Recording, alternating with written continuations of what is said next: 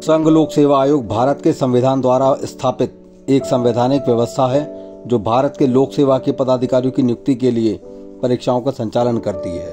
प्रतिवर्ष एक बार आयोजित होने वाली इस परीक्षा में प्रारंभिक, मुख्य और व्यक्तित्व परीक्षण 3 चरण होते हैं। बात अगर यूपीएससी 2024 की जाए तो इसमें 13,40,000 प्रतिभागियों ने प्रतिभाग किया।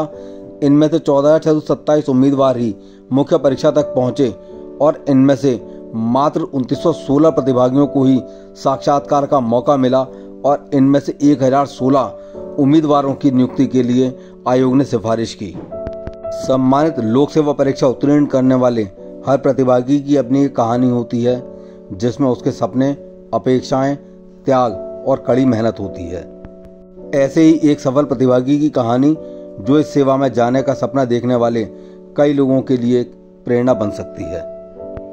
मेरा नाम रवनीश कुमार है और यूपीएससी सिविल सर्विसेज 2024 में 884 रैंक का हूँ। कैसा आप महसूस कर रहे हैं, इसका श्रेय किसे जाता है, जरा बताएं। मैं काफ़ी अच्छा महसूस कर रहा हूँ और काफ़ी रिलैक्स्ड फील हो रहा है मुझे जी। और मेरे माता पिता को सबसे ज़्यादा श्रेय मैं देना चाहूँगा और साथ ही में मेरे मामा जी, दोनों मामा जी और मेरे दोस्त लोग, और फिर छोटा छोटा सहयोग तो मुझे लगता है सबका ही है, पूरे समाज का भी सहयोग होता ही है जो निरंतर हमें प्रेरणा देते हैं जी। 12वीं की जब मैंने पढ़ाई पूरी की थी और जब मेरा आईआईटी में नंबर आया था उस समय मेरे पिताजी ने मुझे ये दिशा दिखाई थी कि आगे चल के मुझे क्या करना है।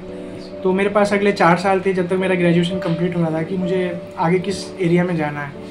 तो कॉलेज के टाइम से मैंने अपना मन बना लिया था कि अगर मुझे जॉब भी मिली कंप्यूटर साइंस में, क्योंकि मैं ग्रेजुएशन कर रहा हूँ, तो 1-2 साल जॉब करने के बाद मेरा प्लान था शुरू में कि मैं फिर सिविल सर्विसेज की तैयारी करूँगा।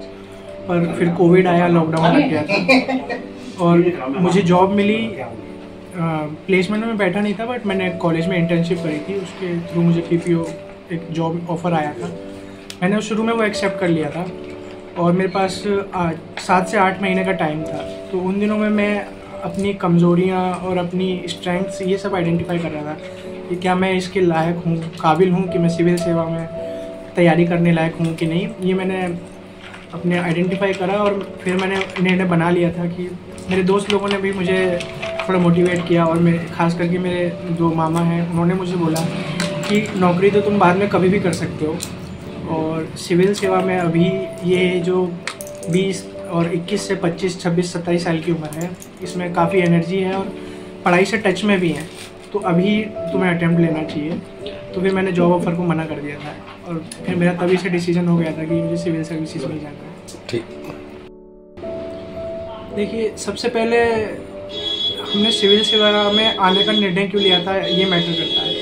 तो जब मैंने सोचा कि मैं सिविल सेवा में क्यों जाऊँगा, तो समाज में एक बदलाव लाना और लोगों की सेवा करना, खासकर कि जो लोग जिन्हें अपॉर्चुनिटी नहीं मिली आगे बढ़ने की, उनकी लाइफ में मैं कैसे चेंज ला सकता हूँ, ये सब मैंने सोच के ही मैंने इसमें सिविल सर्विसेज की प्रिपरेशन का डिसीजन लिया था। और सबसे इम्पोर्टेंट ये है कि अगर मैंने 4 साल तक तैयारी करी है तो मेरे मन में यही था कि मैं क्यों तैयारी कर रहा हूँ। तैयारियों के बीच में हर बार हमारे मन में आता है कि हम कहीं और नौकरी कर लें, क्यों हम 4 साल इसमें दे रहे हैं। तो लोगों की ज़िंदगी में बदलाव लाना एक ऐसी चीज़ थी जिसने मुझे निरंतर इसमें जोड़े रखा कि हाँ, मुझे कुछ ना कुछ करना है। तो आगे चल के मेरा यही है कि मैं लोगों के टच में रहूं और जहां भी मुझे मौका मिले, हमेशा जिन लोगों के पास ये अपॉर्चुनिटी है, सौभाग्य से मुझे ये मौका मिला, मुझे सुविधाएं मिली कि मैं आगे बढ़ सकूं। मेरा ये है कि और लोगों को भी ये सुविधाएं मिलें और लोग आगे बढ़ें, और इसीलिए मैंने फर्स्ट चॉइस पे भी IAS और सेकंड पे IPS लगा था, जिससे जनता से मेरा जो टच है वो हमेशा बना रहे कंटिन्यूसली। ये मेरा तीसरा अटैम्प्ट था। सबसे पहला अटैम्प्ट मैंने दिया था 2022 में, तो उसमें मैं इंटरव्यू तक गया था और फाइनल लिस्ट में मैं 6 नंबर से रह गया था। उसी साल मैंने इसके साथ साथ PCS का एग्ज़ाम भी दिया था और PCS में भी मैं इंटरव्यू तक गया। PCS का मैंने इंटरव्यू दिया पर उसमें भी फिर मेरा 9 नंबर से रह गया था और फाइनल में उसमें भी मुझे सफलता मिली। उसके बाद फिर मेरा रिज़ल्ट आया था फाइनल जो 23 मई 2023 को, और 5 दिन बाद फिर से प्रीलिम्स था 28 मई 2023 अगले साल का, उसमें भी मैं फ़ेल हो गया था।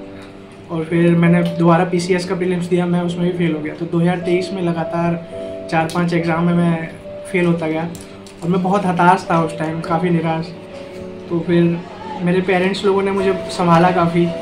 उन्होंने मुझे बोला कि ये सिर्फ पहली हार है, ये तुम्हारा जीवन निर्धारित नहीं करेगी। अभी तुम्हें लग रहा होगा कि अभी तुमने फेल हो गए हो कि सब कुछ तुमने खो दिया, पर ऐसा नहीं है। थोड़ा रेस्ट करो, थोड़ा टाइम लो। मैंने 1 महीने का टाइम लिया, अपने आप को संभाला और फिर मैं दोबारा शुरू किया। फिर 2024 की जब परीक्षा आई, उस दौरान मेरा ये था कि एक पूरा मुझे अब टाइम, एक अपॉर्चुनिटी मिली है।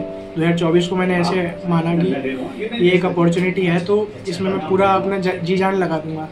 और क्योंकि मेरे पिताजी भी 2022 में रिटायर हो गए थे दिसंबर में, और मैं अपने घर में सबसे बड़ा, तो पिछले 2 साल में मेरे घर में भी ऐसा थी नहीं कोई नौकरी वगैरह, तो ये सब का भी प्रेशर मेरे ऊपर था। तो मुझे ये था कि मुझे इस वाले अटेम्प्ट में कुछ ना कुछ तो चाहिए।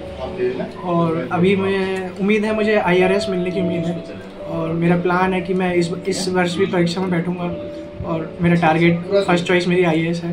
तो मैं उम्मीद करता हूँ इस बार एग्ज़ाम में अच्छा करूँगा फिर से, और IAS लेके अगले साल को फिर से मैं कोशिश करता हूँ अच्छा करूँ। सबसे पहले तो ऊपरी दबाव के बारे में मैं कहना चाहूँगा कि ऊपरी दबाव जो होगा वो आएगा, ये मैंने सुना भी है। और जो एक्सपीरियंस्ड जो ब्यूरोक्रेट्स हैं उन्होंने कहा, मतलब उनके एक्सपीरियंस भी बताता है, वो तो आएगा। बट हमारा वैल्यू सिस्टम क्या है, क्या हम उनके प्रेशर को एब्जॉर्ब कर सकते हैं और अपनी इंटीग्रिटी को मेंटेन करके चलते हैं कि नहीं, ये हमारा खुद का डिसीजन होगा। कितना भी प्रेशर आए,